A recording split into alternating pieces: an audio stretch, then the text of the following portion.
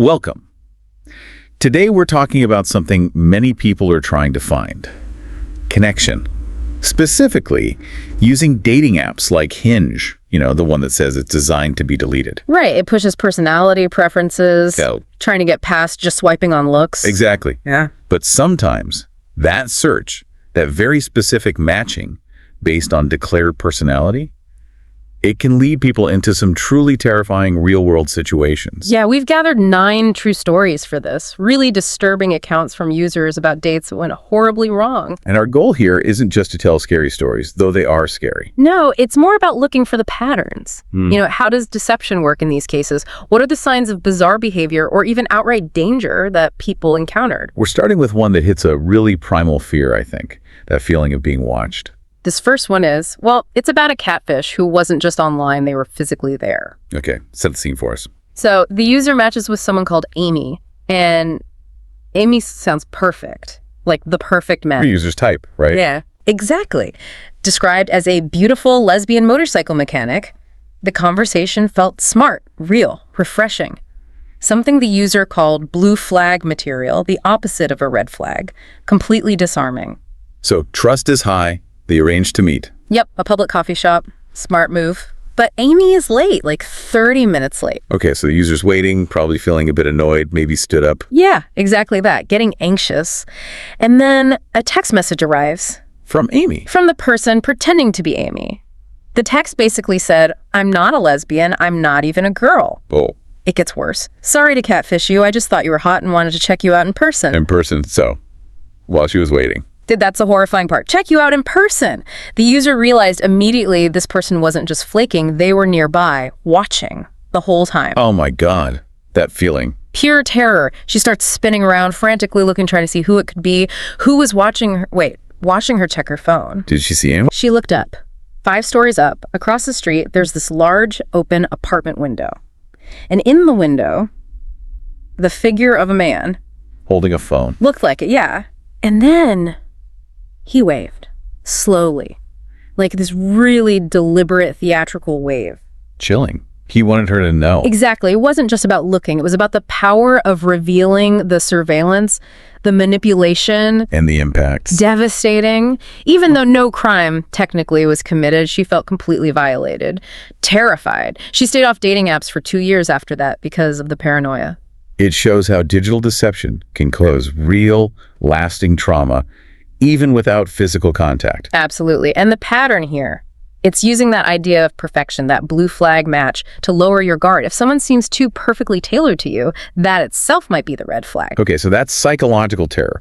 But some stories escalate much faster into immediate physical danger. Yeah, the next few really highlight how quickly things can turn. What are the common threads in these rapid escalations? Often it starts with testing boundaries and using seemingly innocent excuses to create isolation.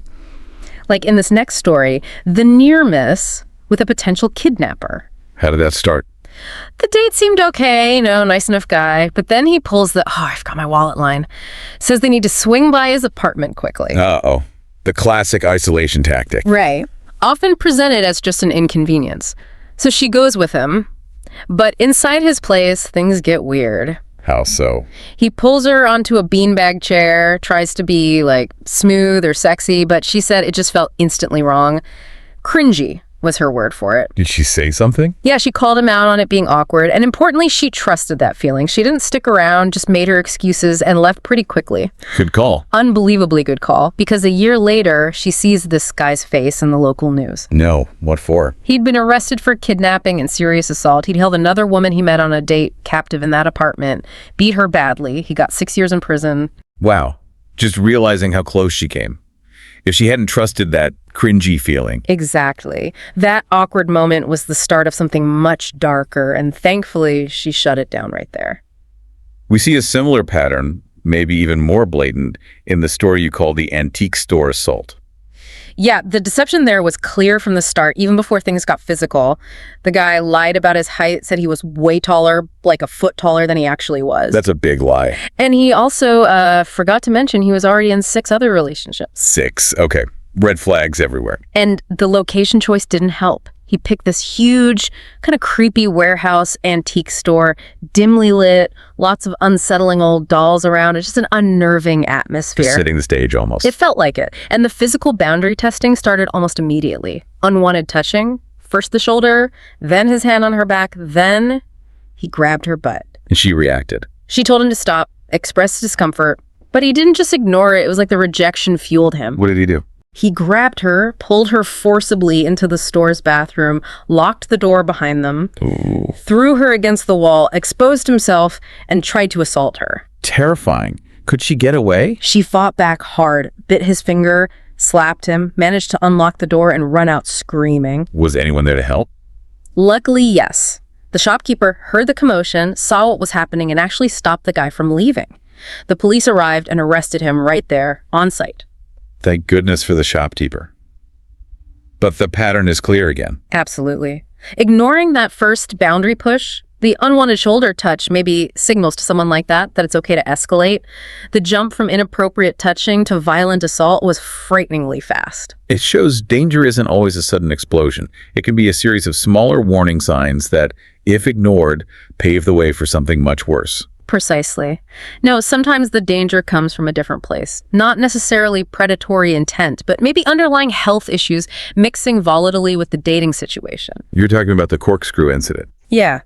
This involved a woman the user calls Coral, apparently very beautiful, intelligent, inspiring, but she had significant challenges. What kind of challenges? She suffered from neurological disabilities and really severe night terrors stemming from a bad car accident years before, and she had this specific fear. She was worried that intimacy might trigger one of these episodes. That's a heavy thing to carry into a relationship. Definitely. It was a known risk, a constant background worry, and one night, it happened. What occurred? The narrator wakes up around 3 a.m. Coral isn't in bed. Then they hear this noise.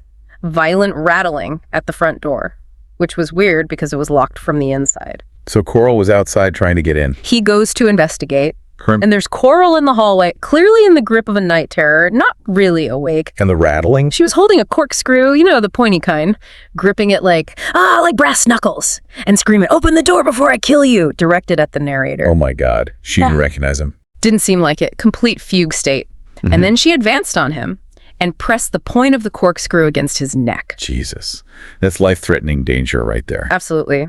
The narrator described realizing it wasn't malice, though. It was confusion, sheer terror driving her. But then suddenly, something shifted. She snapped out of it. It looked like it, like she suddenly woke up, saw the corkscrew, saw him, realized what she was doing. She just dropped it, horrified, and collapsed, cryo. What a traumatic experience for both of them. Truly, it wasn't driven by ill intent. It was a medical crisis. But the physical danger was absolutely real in that moment. How did it affect the relationship? Sadly, it ended it. Coral felt it proved she just wasn't safe to be dating anyone, which is tragic, but understandable given what happened. It's a stark reminder that unknown or complex health factors can introduce sudden, extreme risk. That's a really complex situation. There's another story here that involves a different kind of chaos, almost public danger. The piercing and the mob. Ah, yes. That one is bizarre. The user was on a date with someone described as a punk chick. They were talking about piercings, seemed fine. Okay, normal enough conversation topic. Until they left the restaurant, they're outside, and she says she has a surprise. And the surprise was? She pulls a big safety pin off her denim jacket, and right there on the sidewalk, rams it straight through both her nostrils. Through the cartilage. Apparently. Said she wanted to prove it didn't hurt.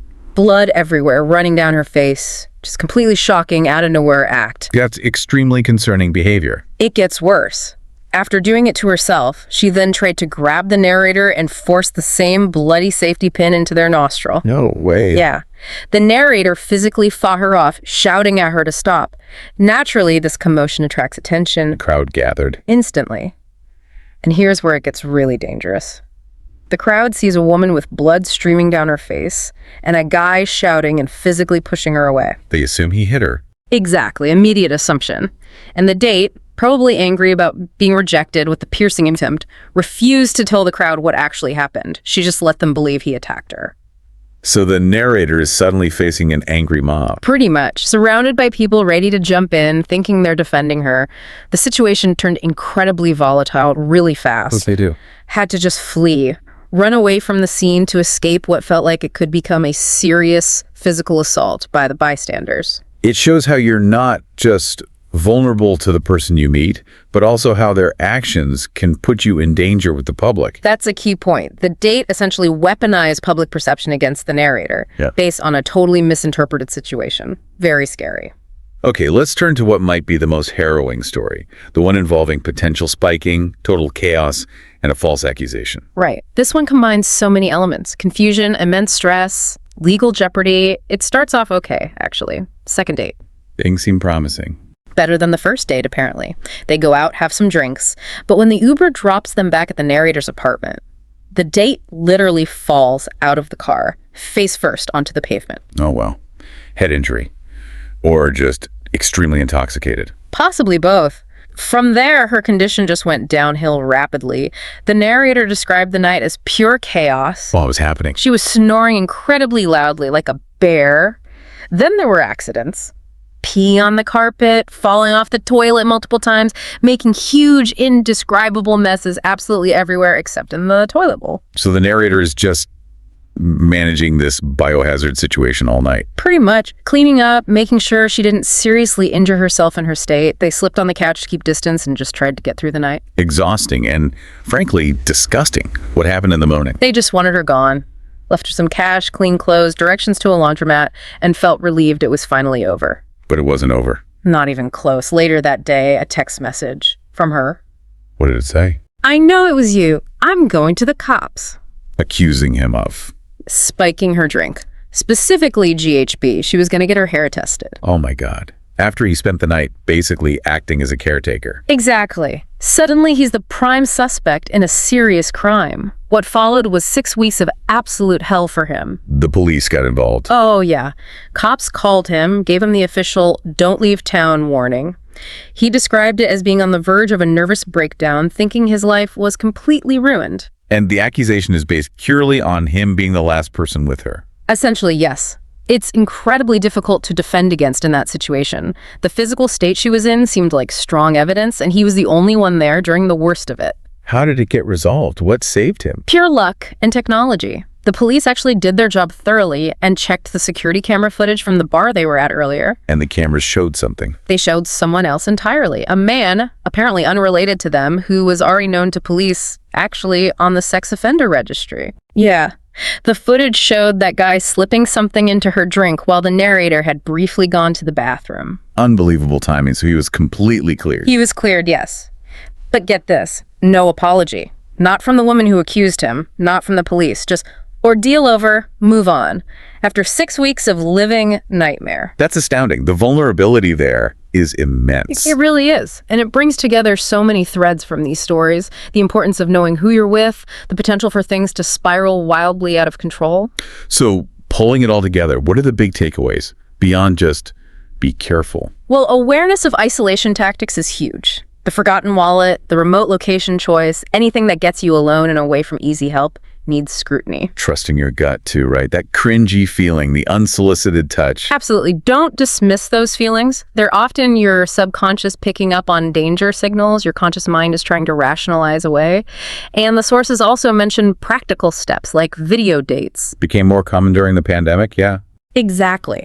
A quick 15-minute video call before meeting in person can tell you a lot. You get a much better sense of someone's vibe, their stability, how they communicate, before you risk sharing physical space. Because as these stories show, that shift from online profile to real-world person can sometimes be a shift into genuine terror, almost instantly. It underscores the risk. When you look for connection online, you are, unfortunately, also accepting a certain level of risk.